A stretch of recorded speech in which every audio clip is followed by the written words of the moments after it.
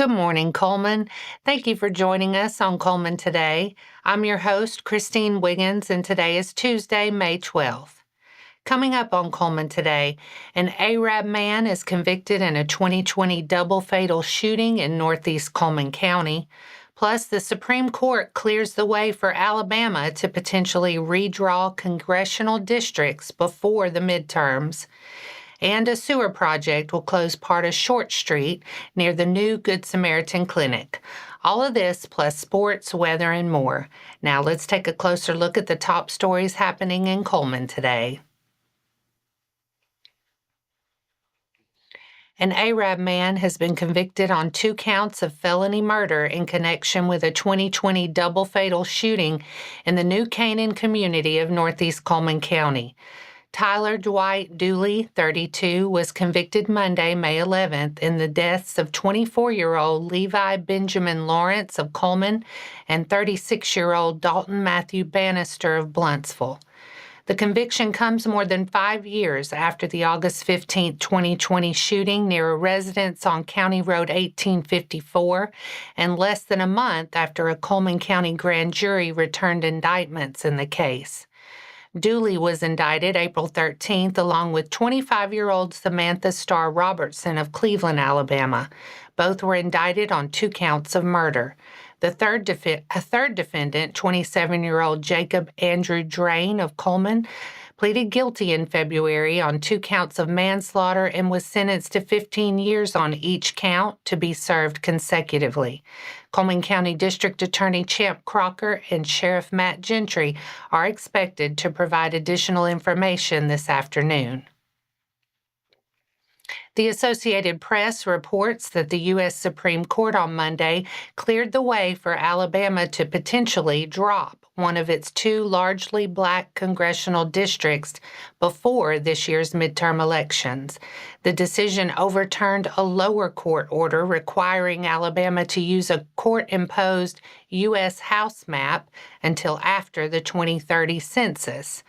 That could allow the state to instead use a 2023 map approved by the Republican-led legislature, which includes only 1 district where black residents make up a majority. The decision follows the Supreme Court's April ruling in Louisiana versus Calais, which struck down a majority black House district in Louisiana as an unconstitutional racial gerrymander. Alabama lawmakers recently passed a law allowing the state to void some May 19th primary results and hold a new primary under revised congressional boundaries. Governor Kay Ivey would set the date, which must be by August. Justice Sonia Sotomayor dissented, saying a lower court could still consider whether Alabama intentionally discriminated against black voters. Drivers in Cullman should expect a street closure today near the new Good Samaritan Clinic. The city of Cullman says the sewer department will be installing a sewer tap on Short Street Southwest and Veterans Boulevard. The closure is expected to last for most of the day while crews complete the work. Emergency traffic will be able to detour around the closure as needed. City officials apologized for the inconvenience and thanked the public for their patience while the sewer work is completed. And that's all for our top stories this morning. Coming up, Wallace State and Good Hope softball both ride big wins into postseason play. Sports is next. It all starts with who you are. You know, I always tell our players, who you are is more important than what you do. How high you jump, how fast you run, because who you are is your character. And your character is an accumulation of your thoughts, your habits, and your priorities on a day-to-day basis, because those 3 things determine the choices you make. And the choices you make you who you are. Good guy, bad guy, hardworking, lazy, responsible, irresponsible. And it takes a certain amount of discipline to do what you're supposed to do, when you're supposed to do it, the way it's supposed to get done.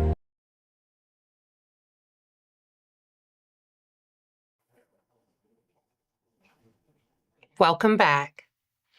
Wallace State softball wrapped up the regular season with 2 more wins over Coastal Alabama South on Sunday in Bay Minette. The Lady Lions took Game 1 12-0 in 5 innings behind a no-hitter from Madeline Howard. Kenley Vaughn added 2 hits, including a double, while Reese Decker scored twice and drove in 2 runs. Wallace State won Game 2 12-4 in 6 innings. Blakeland Austin led the offense, going 3 for 3 with 2 RBIs and 2 runs. The Lady Lions finished the regular season 43-10 overall and 26-6 in conference play. They enter the ACCC Tournament as the number 2 seed Thursday in Alabaster. And Good Hope softball opened the Class 4A North Regional in Florence with 2 wins Monday. The Lady Raiders edged Curry 3-2 in the first round behind a complete game from Molly Benefield, who allowed 2 earned runs and struck out 6. Campbell Koch drove in a run, while Lizzie Steed, Kinsley Garman, and Carly Trammell each added a hit. Good Hope followed with a 2-0 shutout over Central Florence. Benefield again went the distance, scattering 7 hits and striking out 7.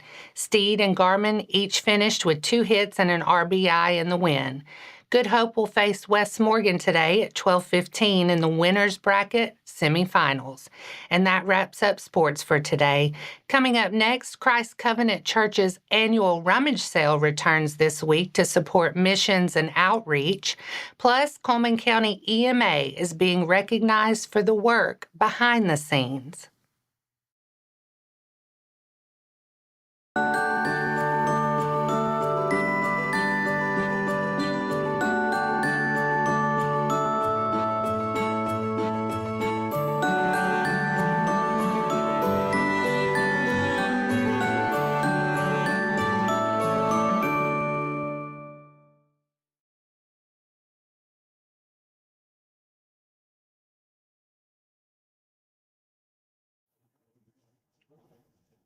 Welcome back.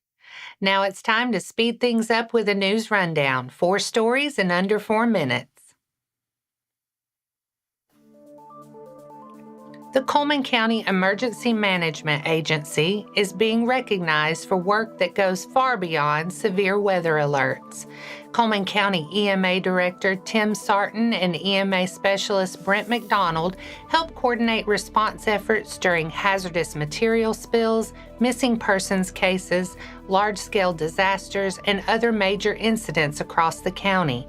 The agency works closely with law enforcement, fire departments, EMS, and local governments by supporting communication, resources, and incident management when emergencies unfold.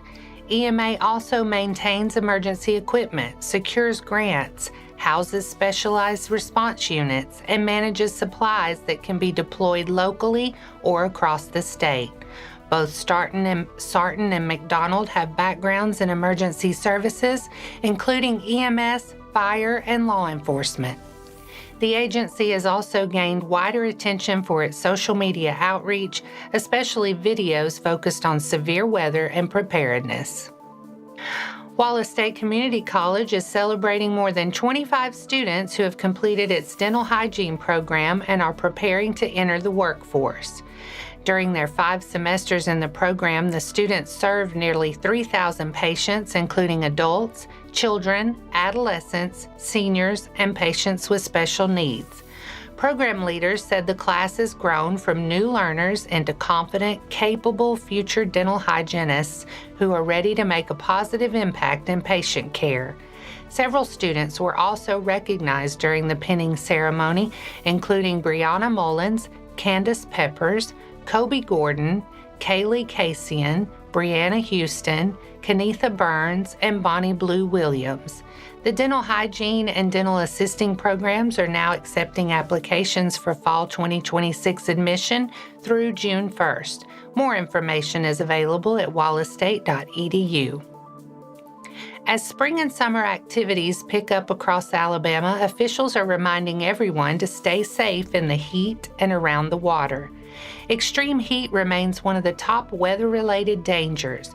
Anyone spending time outside should drink water regularly, take breaks in the shade or indoors, and wear lightweight, loose-fitting clothing. If you're sweating heavily, sports drinks or salty snacks can help replace electrolytes. Sunscreen should also be applied to all exposed skin, including easy-to-miss areas like ears and the scalp. On Smith Lake, swimmers should watch for changing conditions, hidden debris, and sudden drop-offs. Children and weaker swimmers should be supervised, swim with a buddy, and use life jackets. Boaters should check equipment, carry a safety kit, watch the weather, and avoid alcohol. If thunder or lightning develops, get off the water and find shelter. Christ Covenant Church will hold its annual rummage sale May 15th and 16th to support short-term mission trips and outreach. Organizer Judy Hubbard said the sale has grown over the past 11 years from a small event into a major community tradition. Shoppers will find a wide range of donated items, including furniture, home decor, vintage pieces, toys, and clothing. Church members spend months collecting, cleaning, repairing, and organizing items before the sale. The event also includes a refreshment tent with cookies and lemonade, along with a prayer area where visitors can speak with church members or leave private prayer requests. The rummage sale runs Friday, May 15th from 7 a.m. to 5 p.m. and Saturday, May 16th from 7 a.m. to 2 p.m. at Christ Covenant Church. And that's your 4 stories in under 4 minutes. Now for a quick break before we look at the weather ahead and pay our respects with obituaries. I'll be right back after this quick message.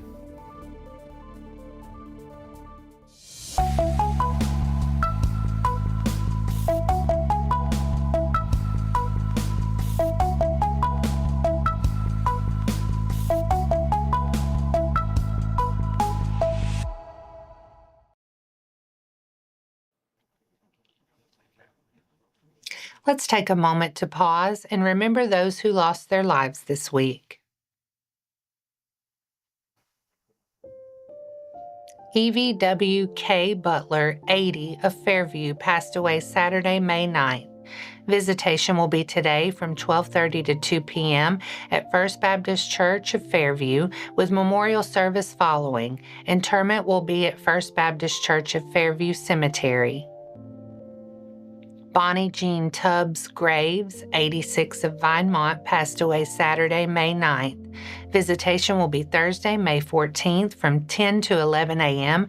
at Hansville Funeral Home Chapel, with funeral service following. Burial will be at Mount Joy Cemetery. Visitation for Amber Parks Whitaker McGill, 42, of Cullman, will be today from 5 to 7 p.m. at Hansville Funeral Home. Funeral service will be Wednesday, May 13th at 11 a.m. at Hansville Funeral Home Chapel. Burial will be at Center Hill Cemetery. Sarah Pitts, 82, of Hansville, passed away Saturday, May 9th. Visitation will be Wednesday, May 13th from 6 to 8 p.m. at Hansville Funeral Home. Funeral service will be Thursday, May 14th at 2 p.m. at the funeral home, and burial will be at Garden City Cemetery. Our thoughts and prayers go out to their friends and families. Now let's take a look at your weather forecast. Today looks mostly sunny and pleasant with a high near 78. Tonight, skies will be partly cloudy with a low around 55. We could see some patchy fog overnight, mainly late tonight and early tomorrow morning. Tomorrow morning starts with that patchy fog before 7 a.m., then turns sunny with a high near 82. Tomorrow night looks clear and calm with a low around 51. And that wraps up today's edition of Cullman Today. Thank you for sharing your morning with us, and remember to stay connected by following us on social media and visiting CullmanTribune.com for the latest from our community. We'll be back bright and early tomorrow morning at 6:30 a.m. Until then, I'm Christine Wiggins with Cullman Today. Have a wonderful day, Cullman.